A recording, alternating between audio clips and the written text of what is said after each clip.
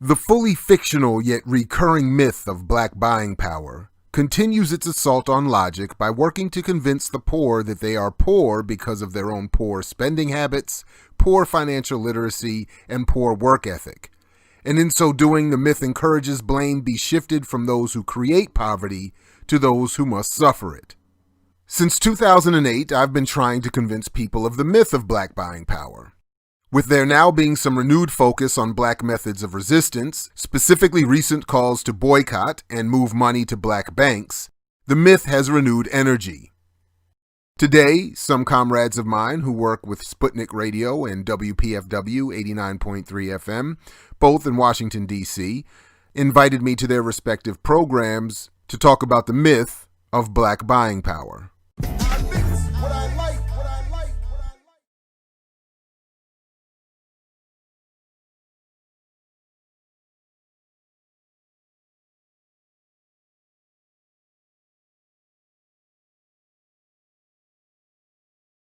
And one of the goals for this show, and we've been really unpacking some of the myth of black buying power, which is a long conversation, that we're going to have for ongoing conversation.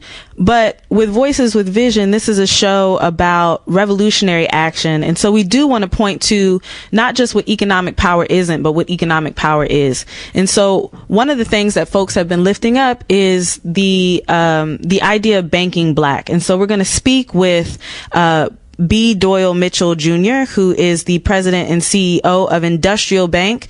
You know, everyone's been seeing those lists of black banks around the country that's been going around, and Industrial Bank is the DC's black bank. And so we're going to talk about that, and then we're going to go deeper into, Dr. Ball, what you think economic power is. So let's, I believe we have, Mr. Mitchell on the phone. Mr. Mitchell, are you there? Yes. Good morning.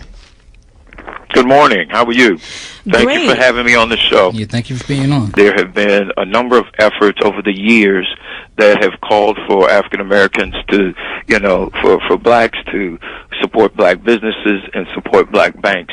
And we need to do it anyway. And if the shooting stops tomorrow, we need to keep this going. And here's the reason why.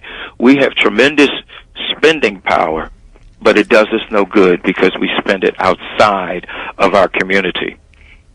The average time that a black dollar stays in the black community is 6 hours. So you get paid on Friday at 5, and all of our money essentially is out of our community by Friday at 11.